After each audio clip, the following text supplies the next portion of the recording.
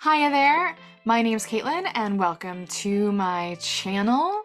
This is my very first pre-recorded video, so I thought it would be right to do an introduction.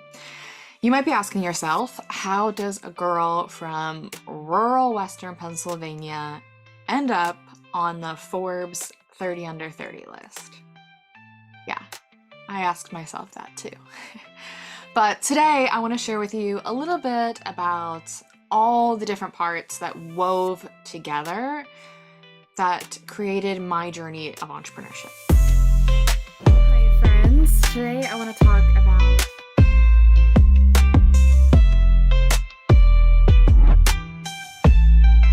I grew up in Western Pennsylvania and I grew up in a big family, the last of four. We were crazy and fun and loud and had the most supportive parents. I think I was the creative black sheep in our household, the one who was always coloring, painting, doing anything. I mean, I would teach myself how to mosaic, that kind of randomness. I always kind of had this creative spark in me. So when I went to university, I went to NC State, proud Wolfpack. And I actually minored in design studies, which is kind of a survey of design courses. And I fell in love with understanding how to work with people to solve their problems. Now, I had lots of engineering friends. They were all part of the entrepreneur hub, the garage, building, and I had no idea what they were doing. I was very much, I hate to say it, an entrepreneurship skeptic, because to me, entrepreneurship looked like Elon Musk and Jeff Bezos. And my values did not align with these kind of fully profit-driven male tech bro entrepreneur. The word entrepreneur to me was a word, one, I really couldn't spell. Let's be honest. And two, a stereotype and a cookie cutter I did not want to be a part of. And it wasn't until, I want to say either my junior or my senior year, I was doing a class all about literacy because my mom was a reading specialist. And I just loved understanding how people learned, and literacy is a core issue I'm still passionate about today. So I designed a mock charity to enter into the entrepreneurship competition at my university, and I went pretty much all out. Here's a photo, built a stand, business plan. I was so excited. I was like, oh, this is really cool.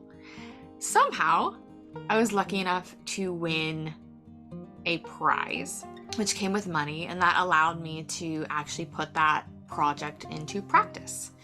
So the summer between my junior and senior year of university, I built kind of like a mock pop-up publications, which was to help inspire children to increase their literacy, their authorship, and their agency through writing and poetry and the creative arts.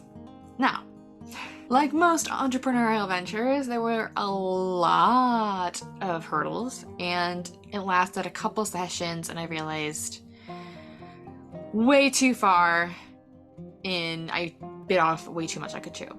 But it was a really good experience. So that's in the back of my mind. Still falling in love with art, moved over to the UK after I graduated thinking I would become a professor. I realized that while I was studying art, standing in front of the British Museum, the National Portrait Gallery, all of these amazing places, people from my hometown were not going to be able to experience these. What I was learning, what I was applying was staying in the silo of the ivory tower, and I wanted to make it more accessible. Now, what that looked like, I had no clue. Not at all. So I knew I wanted to make arts more accessible. I had this background in more education, learning, design, and I went out on a whim on a February freezing afternoon. Some of the rail lines were closed because there was snow. And I went to a London-wide hackathon held at King's University. And there we got matched with projects that interested us. And there was a project there about making museum content more engaging. I thought, hey, this is right in alignment with my passion and my drive. Worked on the hackathon, didn't get to meet the person who was on it till afterwards. And there I met what ended up being my co-founder. We didn't know each other before, but she loved my take on her project. And together we morphed our ideas, not only making arts and culture more engaging, but also adding a pedagogical element so that children could experience the depth of knowledge being housed at these museums. And that led us to create Musemio. So I started on Musemio, I would say the spring of 2018. Now, mind you, put this in perspective. I had a visa that was about to run out because I was about to graduate. I never worked in that small of a startup before, and I thought, why not? It really aligned with my passions. I love building, I love problem solving, taking different creative elements, business elements, and together we co-founded a team that, starting from, I would say, storyboards, built out an immersive technology company as a female-founded duo. That summer, we won a grant from my university, UCL. I applied for a graduate entrepreneurship visa, and we went all in. Now, I can talk about all the messy middle of what it is like getting your first client, starting from nothing, doing trials with 3,000 kids across the world, various accelerator programs. That can be its own video. But through various iterations, we were able to create an immersive experience for children using AR and VR technologies. So in the summer of, I want to say 2019, we first applied for Forbes, and it was a long shot. You know, we were still pretty new, still early revenue stage. We had about 1 or 2 live museum partners, and we went for it because why not? But as you know, you don't get everything on your first try. So we did not get it in 2019. And then, as you know, 2020 came along and COVID locked down the entire United Kingdom. And COVID for us, I would probably say, was incredibly difficult, because think about it, we're making payroll when 94% of museums were closed. But it also brought us a lot of opportunity because 94% of museums were closed.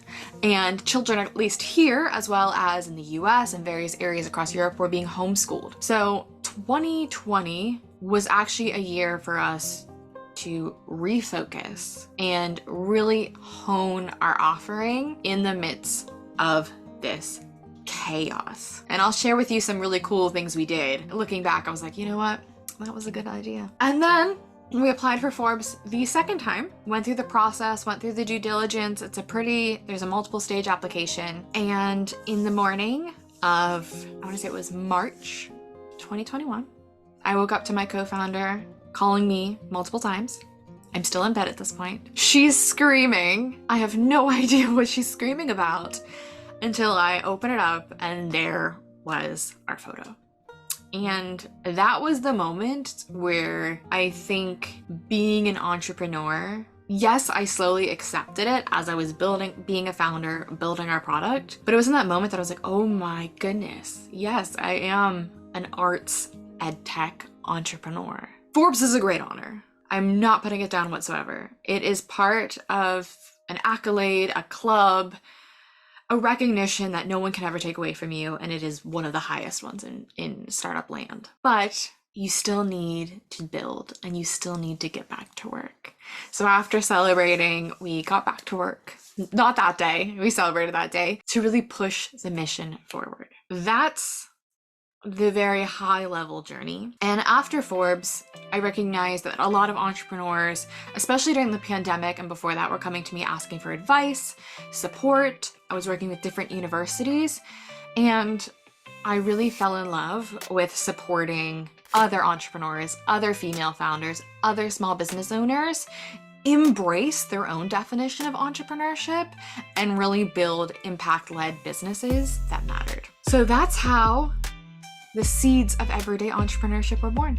So I supported over, I'd say almost 700 founders now across the world, every continent except Antarctica. So if you are a solopreneur, startup in Antarctica, let's talk. And that's how Everyday Entrepreneurship was born, because we celebrate the millionaires next door, but we do not elevate, empower, and embrace all of the incredible individuals, probably like yourself, who are building the business of their dreams. I look forward to sharing more kind of behind the scenes stories, tips, failures, and everything in between. But I just wanted to give you a quick intro about me.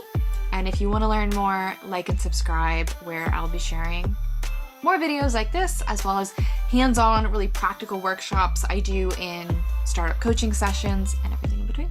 So until next time, bye friends.